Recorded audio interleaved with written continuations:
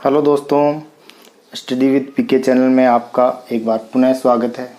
दोस्तों, अगर आप वीडियो को पहली बार देख रहे हैं तो मेरे चैनल को सब्सक्राइब करें और आगे बेल आइकन को ज़रूर दबाएं, जिससे आने वाले वीडियो का नोटिफिकेशन सबसे पहले आपको मिल सकेगा। दोस्तों, आज अपन वर्त का पार्ट 2 पढ़ने वाले हैं, यानी दूसरा भाग, पार्ट 2। फर्स्ट पार्ट में मैंने आपको पढ़ाया था कि वर्त क्या होता है, वर्त की परिभाषा क्या होती है और त्रिज्या क्या होती है, जीवा क्या होती है। इसके अलावा 2 प्रमेय भी बताई थी मैंने। जो 2 प्रमेय बताई थी वो बताई थी कि वर्त की जो जीवाएं होती हैं वो केंद्र पर अंतरित कोण को किस तरह से क्या बनाती हैं, उसके बारे में मैंने बताया था। तो दोस्तों, आज जो अपन पढ़ने वाले हैं वो पढ़ने वाले हैं कि केंद्र से जीवा पर जो अपन लंब डालते हैं उसके बारे में जो प्रमेय बनती हैं उसके बारे में पढ़ेंगे। तो अपन पढ़ेंगे केंद्र से जीवा पर लंब। अब ये केंद्र से जीवा पर लंब क्या होता है इसके बारे में देखो मैं आपको बताता हूं। देखो दोस्तों, ये एक वृत्त है,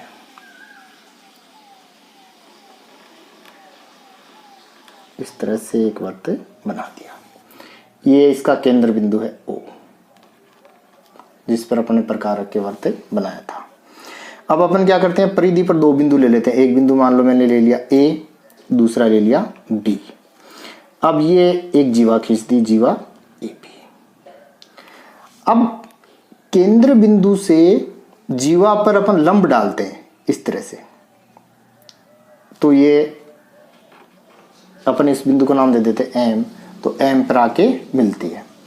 तो दोस्तों, ये जो लंब है, अब लंब क्या होता है, लंब ये होता है कि जैसे एक सरल रेखा होती है, सीधी रेखा होती है, इसके एक साइड के अंदर क्या होता है 180 डिग्री का कोण होता है, दूसरी साइड भी 180 डिग्री का कोण होता है। तो अपन इसके ऊपर कोई भी जो भुजा डालते हैं, यदि वो भुजा इस तरह से बने कि ये 180 2 भागों में विभाजित हो जाए, एक 90 डिग्री इधर बन जाए और एक 90 डिग्री इधर बन जाए, तो अपन इस भुजा को क्या कहेंगे, लंब कहेंगे। तो भुजा OM है वो AB पर लंब है, यानी इस साइड का जो कोण AMO बन रहा है ये भी 90 डिग्री है और BMO बन रहा है ये भी 90 डिग्री है। तो इसके बारे में जो प्रमेय बनती है उस प्रमेय में, जैसे पहली प्रमेय इसमें दी है आपकी बुक के अंदर है, प्रमेय नंबर 12.3। तो प्रमेय वो क्या है, एक वृत्त के केंद्र से जीवा पर डाला गया लंब जीवा का समद्विभाजन करता है। यानी एक वृत्त के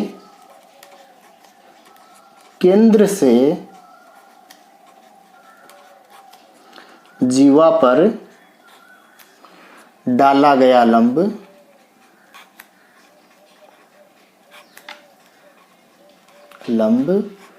जीवा का समद्विभाजन करता है, जीवा का समद्विभाजन करता है।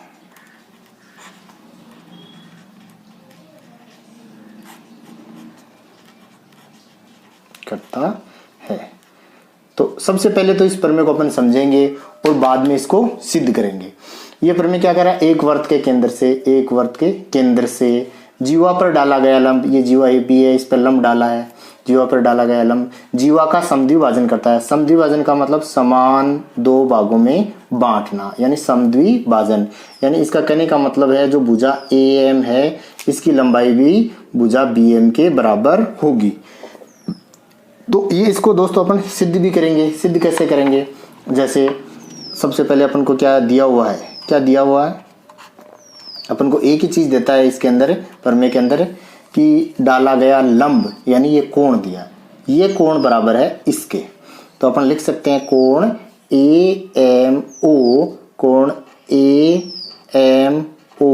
बराबर है किसके, कोण BMO, कोण BMO,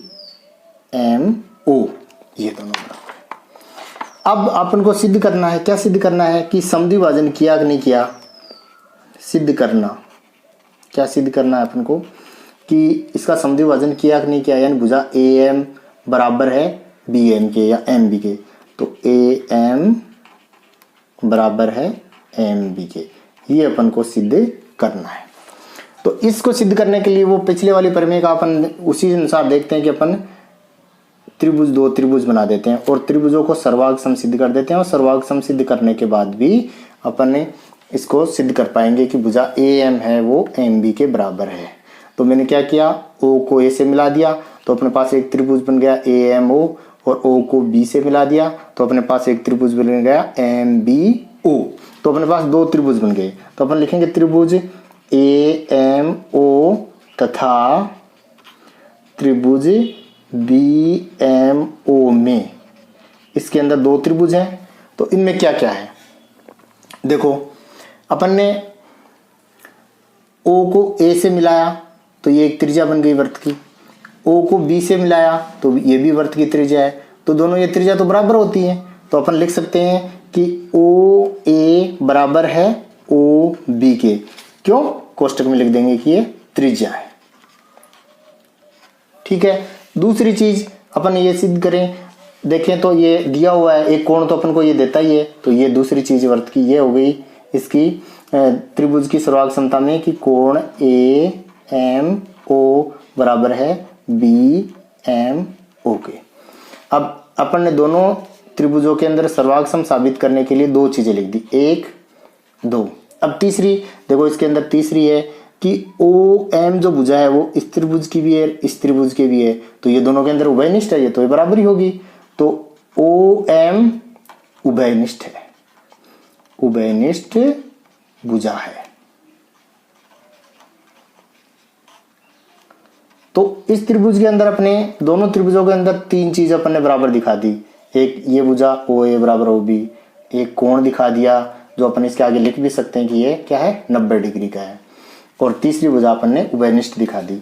तो अपन इस तीनों चीजों के आधार पर कह सकते हैं कि त्रिभुज ए एम ओ सर्वांग सम है, त्रिभुज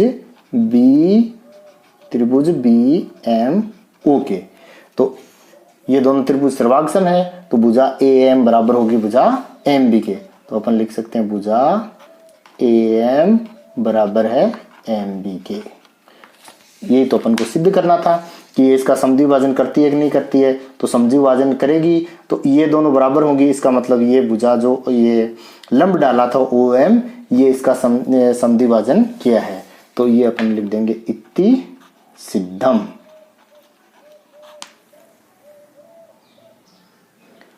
अगली प्रमेय है दोस्तों इसकी उल्टी। जैसे अपने ये प्रमेय क्या थी कि एक वृत्त के केंद्र से जीवा पर डाला गया लंब जीवा का समद्विभाजन करता है। तो इसका अपन उल्टा बताएंगे कि किसी वृत्त के जीवा के समद्विभाजक या मध्य बिंदु से केंद्र को मिलाने वाली रेखा जीवा पर लंब होती है। जैसे पहले अपन प्रमेय लिख देते हैं, प्रमेय 12.4। क्या, किसी वृत्त की एक जीवा से, किसी वृत्त की एक जीवा के मध्य बिंदु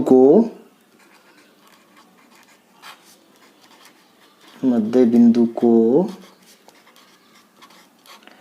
केंद्र से मिलाने वाली रेखा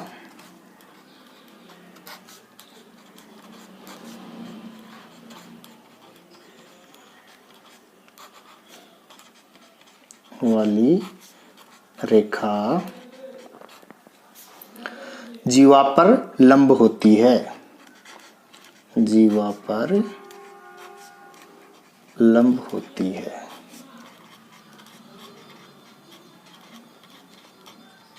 अब इसको देखो, किसी वृत्त की, तो अपन एक वृत्त बनाते हैं।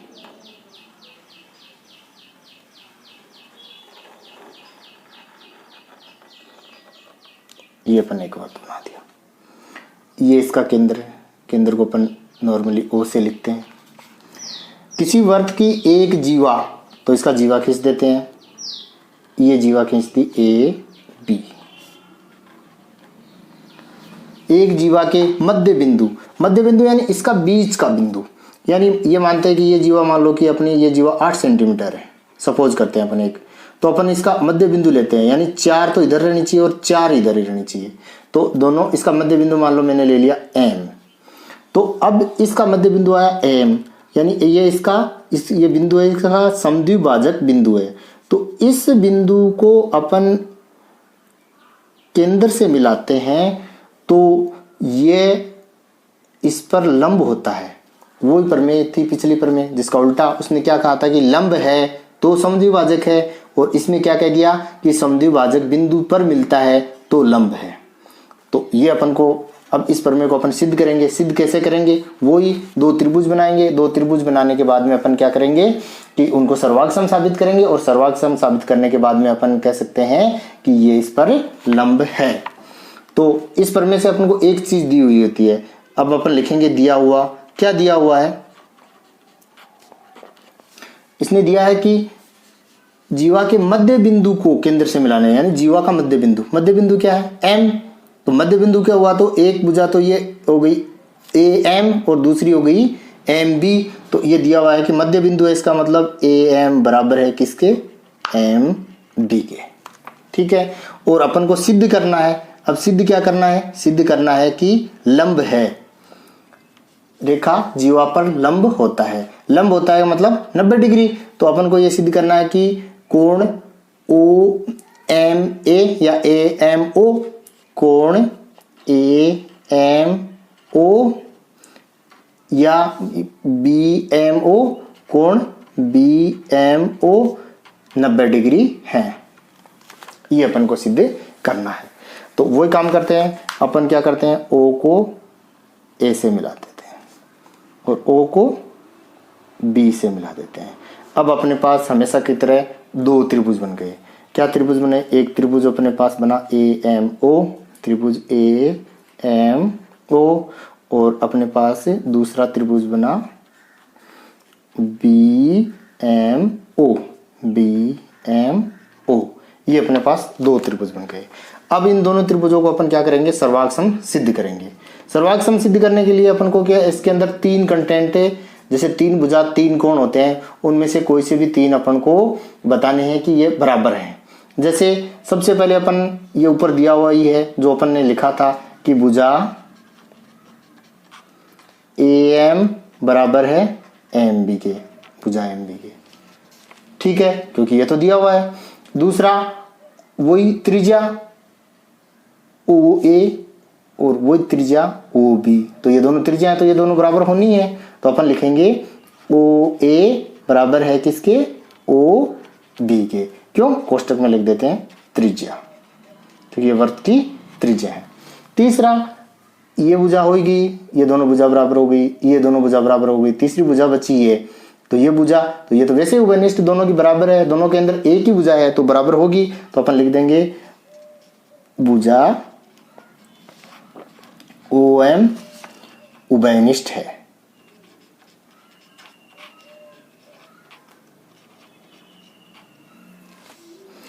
तो ये भुजा उभयनिष्ठ है। तो अपने पास तीनों चीजें होगी, एक भुजा, दूसरी भुजा, तीसरी भुजा। जब तीन इसकी त्रिभुज, दोनों त्रिभुजों की तीन चीज समान हो जाती हैं तो वो दोनों त्रिभुज सर्वांग हो जाते हैं। तो अपन लिख सकते हैं त्रिभुज ए एम ओ सर्वांग है किसके? त्रिभुज बी एम ओ के। ठीक है, ये तो अपने पास सिद्ध हो गया कि ये सर्वांग है। अब सर्वांग है तो अपन ये अब ये कह सकते हैं कि ये कोण बराबर होगा इसके, ये कोण बराबर होगा इसके, और ये कोण बराबर होगा इसके। अब अपन क्या लिखेंगे? कोण ए एम ओ बराबर होगा कोण बी एम ओ के। और ये दोनों क्या है? दोनों बराबर होंगे। और ये दोनों क्या है? रेखिक युग्म कोण है, यानी एक रेखा पर ही बने हुए कोण है। युग्म कोण एक ही रेखा पर बने हुए कोण है। तो एक ही रेखा पर बने हुए कोणों का योग कितना होता है? 180 डिग्री होता है। 180 डिग्री होता है तो ये दोनों बराबर हैं, तो 90 इसके हिस्से में आ जाएगा और 90 इसके हिस्से में आ जाएगा। तो दोनों कोण क्या हो जाएंगे? 90-90 डिग्री के हो जाएंगे। तो जब दोनों कोण 90-90 डिग्री के होंगे तो भुजा ओ एम हो गए, वो ए बी पर लंब होगी। तो अपन कह सकते हैं भुजा ओ एम लंब है। लंब का निशान ये होता है इस तरह से उल्टा टी। पहले जो लंब है वो पहले लिखेंगे, फिर इस लंब का निशान लगाएंगे, उल्टा टी लिखेंगे, और कौन सी भुजा पर लंब है, ए बी पर लंब है, तो अपन क्या लिखेंगे, बाद में लिखेंगे ए बी। इसको अपन क्या पढ़ेंगे, भुजा ओ एम लंब है भुजा ए बी पर। तो यही लिखा है कि जीवा पर लंब होता है। तो ये अपने पास से सिद्ध हो गया। तो अपन इसको लिखेंगे इति सिद्धम। ये आपकी प्रमेय होगी 12.4। इसके आगे अपन दोस्तों पढ़ेंगे कि बिंदुओं से गुजरने वाले व्रत, यानी बिंदुओं से कितने, एक बिंदु से कितने व्रत गुजर सकते हैं, दो बिंदु से कितने व्रत गुजर सकते हैं, तीन बिंदु से कितने व्रत गुजर सकते हैं। तो जैसे मान लो कि मैं एक बिंदु लेता हूं, कोई भी बिंदु पी लिया, ये बिंदु मैंने ले लिया पी। अब इस बिंदु से कितने व्रत गुजर सकते हैं, जैसे मान लो एक व्रत इधर बना दिया, एक व्रत गुजर गया। मान लो दूसरा व्रत इधर से बना दिया, तो इस पी बिंदु से दूसरा व्रत भी गुजर गया। तीसरा व्रत इधर से बना दिया, तो ये तीसरा भी गुजर गया। मान लो चौथा व्रत यूं बना दिया। तो बिंदु पी से कितने व्रत गुजर सकते हैं, अनंत, बहुत सारे। यानी एक बिंदु से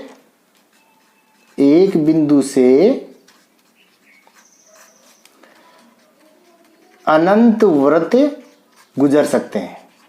यानी व्रत गुजर सकते हैं मतलब व्रत की जो परिधि है वो एक बिंदु से बहुत सारी व्रत की परिधियां गुजर सकती हैं। ठीक है, अब एक बिंदु से हो गया। अब मैं मान लो दो बिंदु ले लेता हूं, एक सररेखी मतलब एक ही रेखा के दो बिंदु। मान लो ये एक तो बिंदु हो गया P और ये दूसरा बिंदु हो गया Q। दो बिंदु हो गए P और Q। तो दोनों बिंदु हैं। अब दोनों बिंदुओं से देखो कितने व्रत गुजरेंगे, एक साथ लेनी है दोनों को। एक तो मैं सीधा सीधा ही बना देता हूं, एक व्रत ऐसा बन सकता है, बिल्कुल बन सकता है। दूसरा व्रत मान लो इस तरह से घूम के भी बन सकता है। तीसरा वर्त इधर से भी बन सकता है, इस तरह से यूं। अभी मेरे से सीधा नहीं बन रहा है क्योंकि मैं वर्त प्रकार नहीं ले रखा है। तो इसके अलावा बहुत सारे वर्त बन सकते हैं। तो अपन क्या कर सकते हैं, दो बिंदुओं से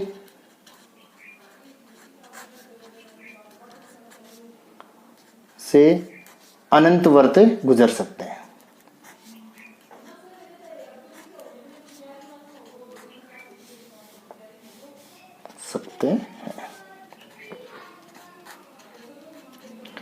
अब अपन लेते हैं तीन बिंदु।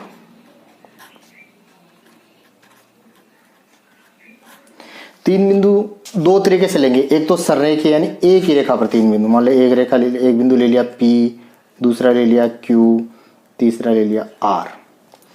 अब दोस्तों इन एक ही रेखा पर स्थित तीनों बिंदुओं से कोई भी वर्त नहीं गुजर सकता, क्योंकि तो रेखा है तो है सीधी, रेखा सीधी है और वर्त बनेगा राउंड में अपना।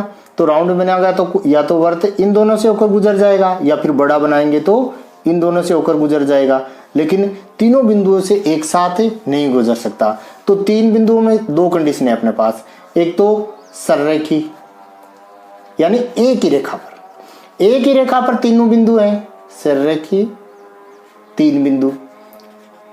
तो इनसे एक ही रेखा पर जो तीन बिंदु हैं उससे कोई भी वृत्त नहीं गुजर सकता। दूसरी कंडीशन ये हो सकती है कि बिंदु एक रेखा पर न हो, यानी अलग अलग टाइप में हो। जैसे मान लो कि एक बिंदु ये ले लिया P, एक बिंदु ये ले लिया Q और एक बिंदु ये ले लिया R।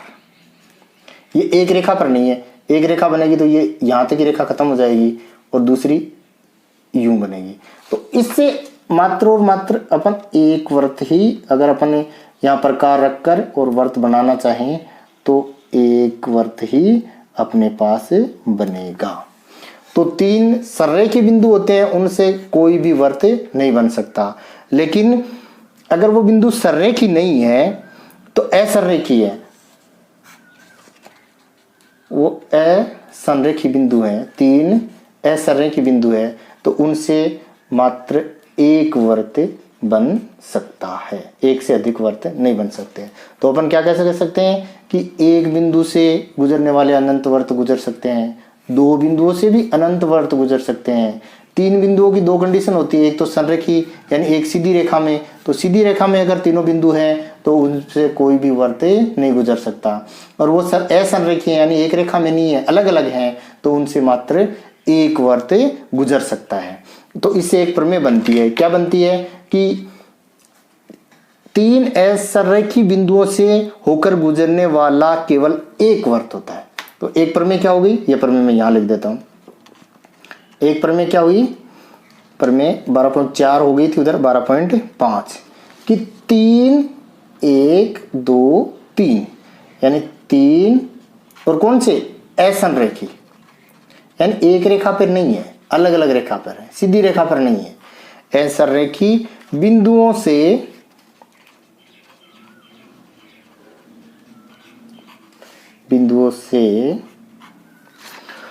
होकर गुजरने वाला